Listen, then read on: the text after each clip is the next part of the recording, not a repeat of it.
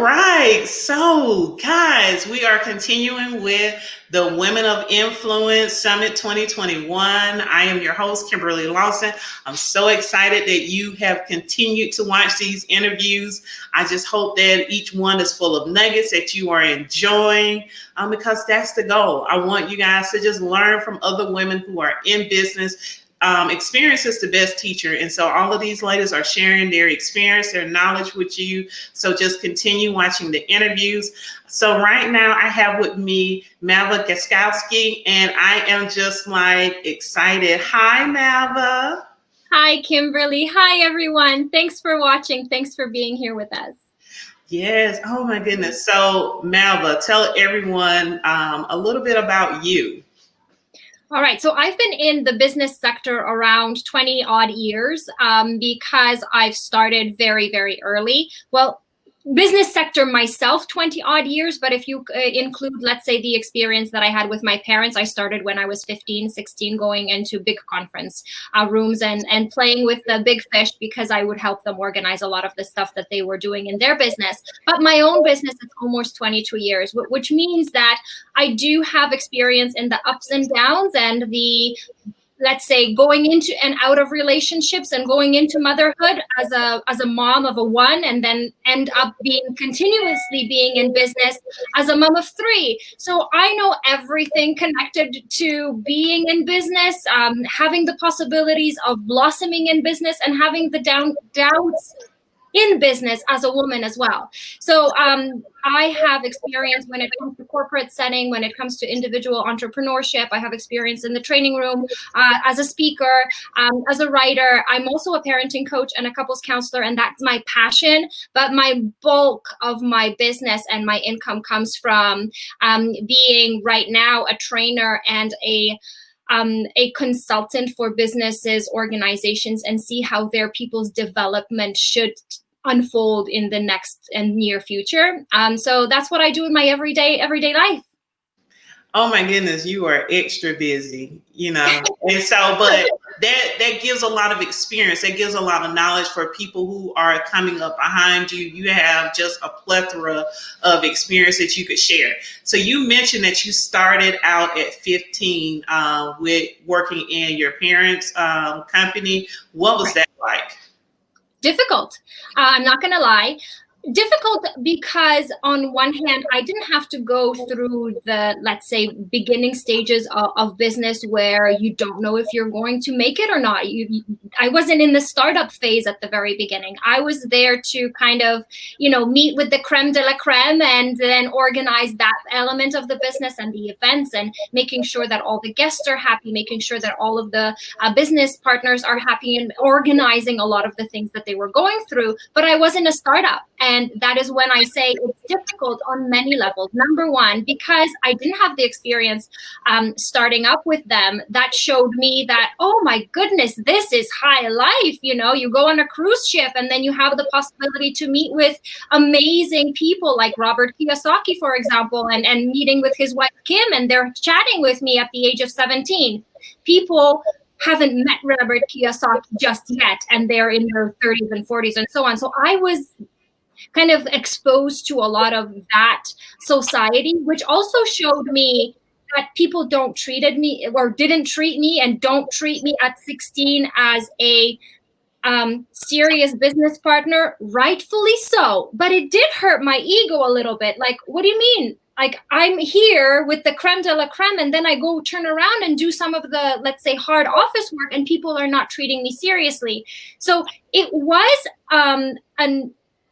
it was really a pill that I had to swallow to say, all right, well, you can't really play tag with the success of your parents and say, because they're successful, that equates me being successful. And that is where I said, all right, if I want to get anywhere in business, I got to get my own experience. I got to roll my sleeves and find out what's it like and earn my place in this, let's say, pecking order of business.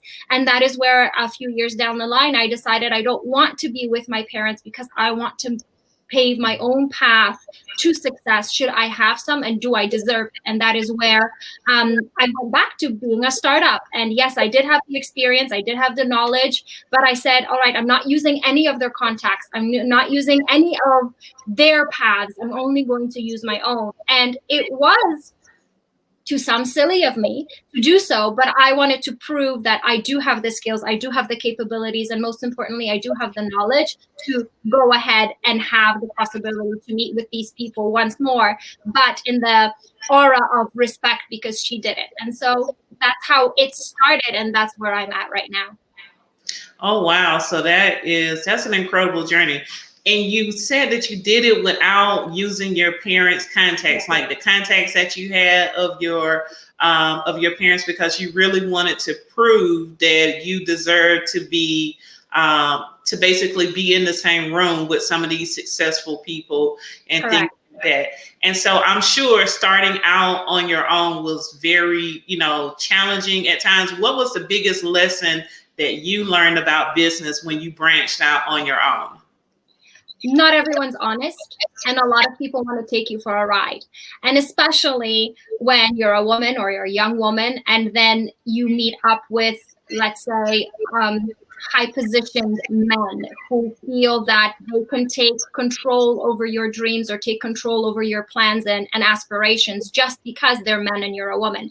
And I'm 40 years old, so I'm talking about 20 years ago what the reality was. Maybe it's changed. I hope that for 20-year-old girls now things have changed, but for me it was a hard journey because I had the skills, I had the brain power, I had the possibilities, but it was hard to show people, listen, let me prove myself to you. Oh, because you're just a little young girl, right? What do you know about life? And so having that, it was a very difficult journey to say, no, I can do it and still believe in myself, because like I said earlier, not going in the path that my parents have paved for me, that also meant that if you're going to do it on your own, you're going to do it on your own. So I didn't have the backup because that was my decision that I made. So, if you can't have your cake and eat it too. And that is one of the lessons that I want to give to the ladies, and gentlemen, should they be listening to us, that if you do choose a path, make sure that you're well equipped, not only with knowledge, not only with self-determination and the drive that you have to achieve success, whatever success may mean to you, but most importantly, that there will be elements of doubt and there will be elements of, what am I doing here? Like, do I really deserve being here? That's okay. And that is part of your journey. And to be honest, if you're there, that means you deserve to be there. One way or the other, you got there. Now, make yourself feel valuable enough to stand on that pedestal or on that path or in that conference room, wherever you are.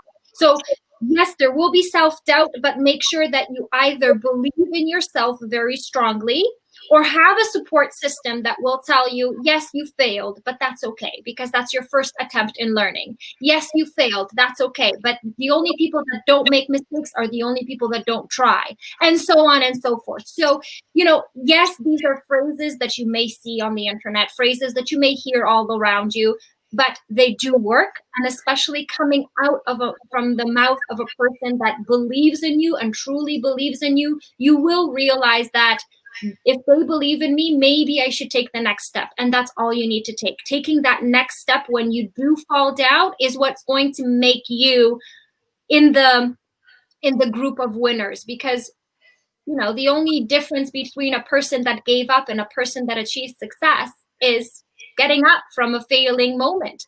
So that is what I would really want others to understand, because it was a hard journey to live by those words. And I do believe that having success, and it doesn't only mean money, but even a happy family and friends and being truthful to yourself, this is also success for me. So having success in your life does require some sacrifice, and that's okay. Yes, absolutely. Absolutely. That's the biggest thing between the person who succeeded and who does not. Just like you said, is getting up, trying that one more time. What if Thomas Edison had stopped at 124 failures? Would we have made it to the light bulb, probably down the line later, but it may or may not have been his success.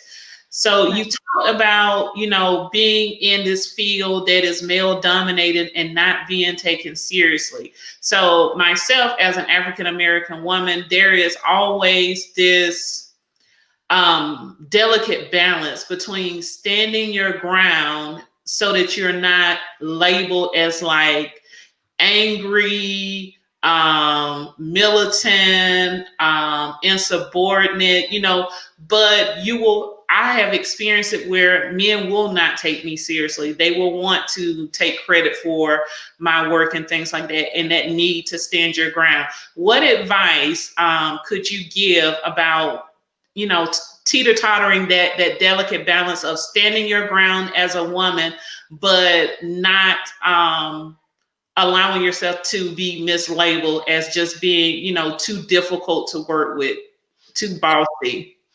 Yeah. Well, you know what? What other people name you, that's their problem, not yours.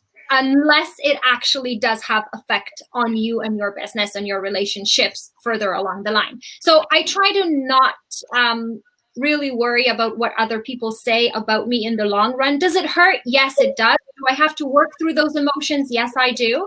But generally, I do believe there is an essence of assertiveness. And I do say the word essence of assertiveness quite consciously, because I do have a course that I go to corporations and I teach people assertiveness, especially women. A lot of women, the majority of women come to me to have that course because they have the same answer or the same questions as you, Kimberly, looking for those answers.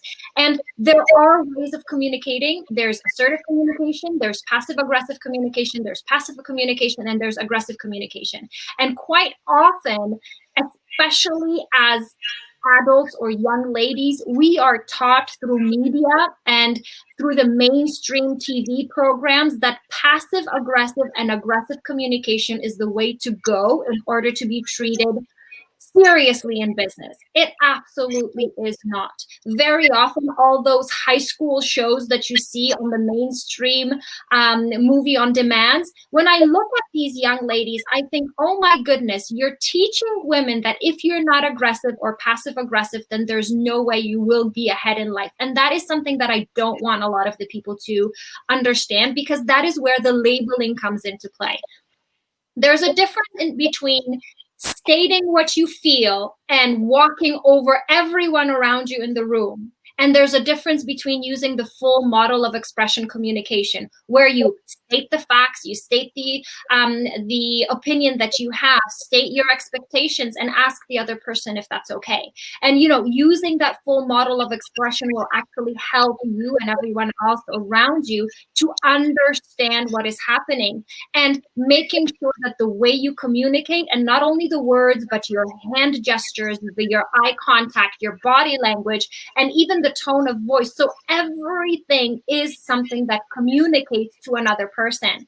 And if you're not honest, if you're not authentic with your own self, let's say you by yourself don't believe that you should be standing up, and so you take an attempt to stand up for yourself, but then they can feel and hear that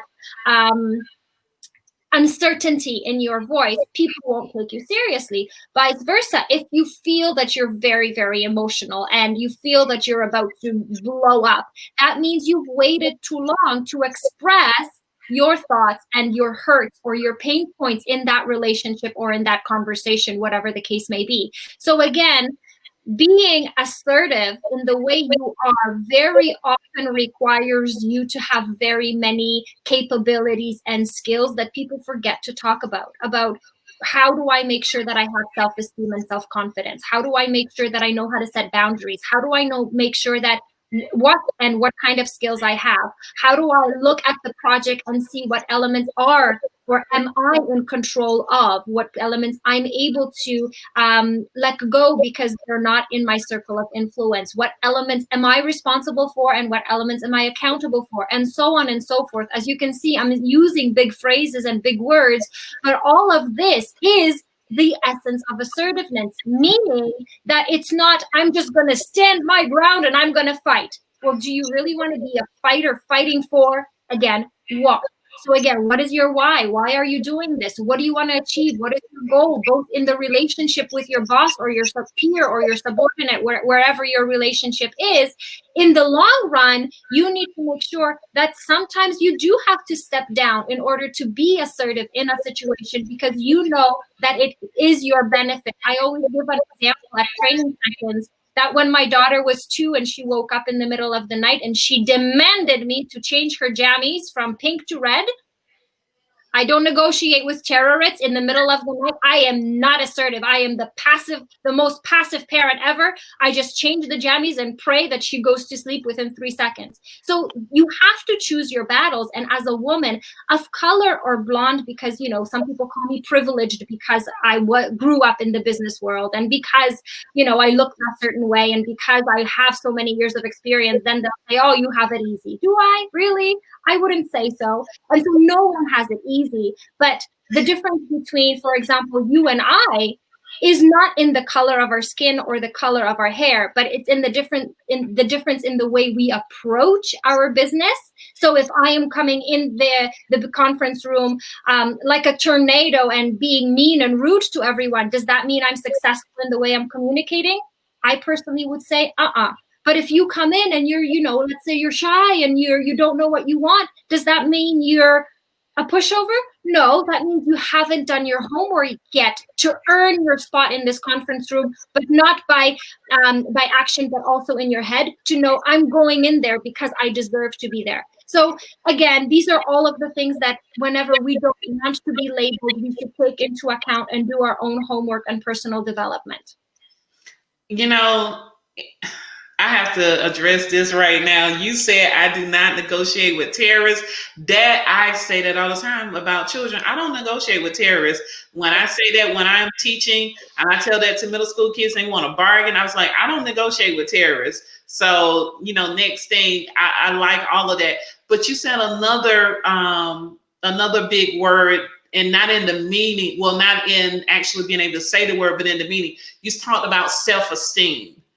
And that really plays a big part in like business. Self-esteem plays a really big part when you're talking about business, because you do have to really know your worth in business. Whether you are working for a company or you work for yourself, you have to know your worth, because without knowing what value you bring to the table, you don't know if someone is underpaying or overpaying your value. You always want to be you always want to be paid more than what you're worth, but you definitely don't want people shortchanging you.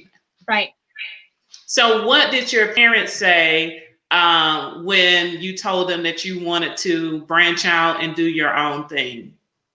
They would say generally the same words that you just said. People will undervalue you. And I'm like, all right, that's fine. Then let them undervalue me and let me work for my own self-esteem, because I can't do that having the umbrella or the safety net of you guys around me. And this is the conversation I had with myself in my head. And so yes, people will underestimate you. Maybe they will undervalue you. Maybe you won't be paid as much as you wish you could be.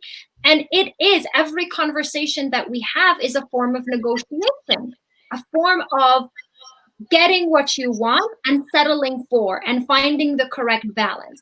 If I tell you, Kimberly, for this interview, I expect you to pay me $2 million, you'll say, well, it was nice knowing you, my dear, but I don't think so. That's my value. So why won't you? Again, my value versus the possibilities, that is also something that we need to take into account. So yes, I do have great value and I know the value that I bring to the table, but I also have to work with the budget that customers have, which also means for me, sometimes I do things pro bono, and that's fine by me. But sometimes I do say to the customer, all right, so what you're expecting me to do is going to cost you X, Y, Z. Your budget is only X. Okay, what I can do for your budget X is ABC. So I do we play the number game all the time. And it happens with everything, and even in our relationships, our personal relationships, we play the number game too. And that very often happens when people say, well, I always bring you coffee and you never do the laundry. This is a numbers game, but instead of finances, you're calculating the favors that you're doing to someone else. So think about every single conversation that you have in business as a way of balancing what you're worth and what you're capable of doing to what kind of budget that person has. Time, money, resources, whatever that may be. And sometimes, just sometimes, you might have to say, no, I'm sorry, this is not the path that I am okay and comfortable with. And that too is okay. No is a complete sentence, and learning that early on is life changing. But even when it comes to, your value and your price, I found that it's always good to sort of have a I do, we do, you do type price point. If I'm going to do it, this is the price that it costs for me to do it. If we're going to work together, this is the cost for us to work collectively. I do these parts, you do this part. And then if the budget is like you in your example is just X, then let's talk about what it costs for me to give you the resources for you to do. That I do, we do, you do type thing, because it goes into value. Because in business, you want to help everyone that would benefit from your services, because you know that it's going to have an input, an impact on their livelihood and all of those things. But at the end of the day, you still have to honor the value that you yourself carry. So I'm into that. So you're also a mom, and on top of all the things that you do, how hard is it for you to balance? How did you find that way of balancing your work life versus home mom life? It's not easy. It's not. I'm not going to tell you there's this magic wand that I have. No, I don't have an army of people coming into my home and doing my cooking and my cleaning. It's only me and my husband, especially now with the crazy world, it's only us. And so, yes, under one roof, we have two entrepreneurs. So my husband and I working separate projects and then working together. And we have our three kids. All of them are homeschooled, which means it is a crazy household. And, I do balance, and the only reason I'm capable of doing that is because I try to organize myself, and I try to teach my kids organization as well. The more we are organized, the more things we can fit into a day, and then the more conscious we are where that time flies. So if I were to say, all of Saturday, I'm going to do nothing. Trust me, my husband laughs and he says I have a hamster wheel in my head. So like around 10 o'clock when I slept in, I'm like, okay, what we need to do. And that's not because I'm an over organizer, but because I know it's very easy to not do everything. And when I plan, it doesn't mean that I'm planning only work. It doesn't mean that I'm planning only let's say my customers' life and my customers' care. But I'm also planning things. All right, guys, how about we do this? First, we eat breakfast, then we get dressed, then we do our curriculum, and then we go outside for an hour. And when we come back, Mama's going to make cocoa and we're going to read some books. That is also planning. Yes, it doesn't have to be a strict timetable, but if you plan both business and pleasure into your life, then it's going to be much more meaningful for you. Taking that under consideration, 9 p.m. is my limit for my eldest. My eldest should have lights out at around 9:30. My younger children go to sleep before 8. So there is this window of, 8:39 where my eldest comes to us and he wants to spend some preteen time with mom and dad, and that is too fine. But then again, like I said a few minutes earlier, when it comes to business, you also need to know when to set your boundaries in business as well as at home. And one of the things that I say, you know what, honey, it's 9 p.m. What is the rule in our house for 9 p.m.? And he said, go upstairs, which means from 9 p.m., this is mine and daddy's time, which means that we have time to talk, to chill, to watch a film, or to just sit down and read a book or have a conversation, whatever we plan or want to do at that time. But from 9 p.m., it's no children for me. Okay. And that is where that is where my sanity is with the 3 kids. Boundaries, oh my God, there's no way to really be in business and have a personal life if you don't set boundaries. What is one boundary for your business life that you were just uncompromising on? When I have a quote unquote date with my children and someone says, um, can you do something for me? So my boundary is, if it's something that is financially attractive for me and I need to, let's say, adjust my personal plan, then I don't cancel the plans with my family, but I reschedule. However, if it's something business oriented, but it's not a must and it's not financially compensating for my rescheduling with my family, then I'll say, you know what, my next availability is in a day or two.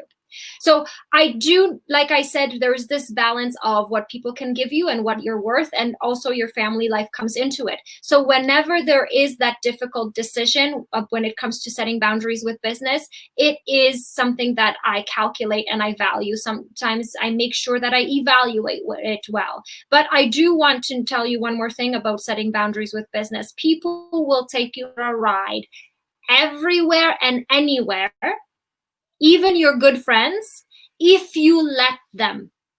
So when I do business with friends, one of the things that I don't like when people come to me and say, you know what, I'm your friend, can I get something free from you? When I go to my friends, I say, I'm your friend, what's your price? I'm going to pay without negotiation.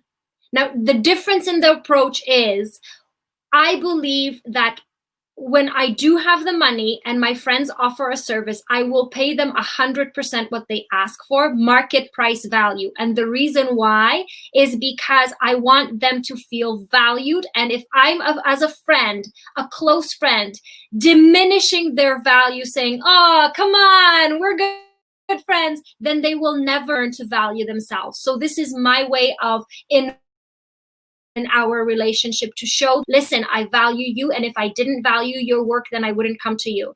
If I can't afford it, then I'll say, you know what, all right, I won't take up your service because I just can't afford it. I'll come back to you when I do have that budget. Because I believe when people abuse their friendships, that's when that imbalance comes into play. So again, setting boundaries with friends in business is something that I would really like other people to implement in their life as well.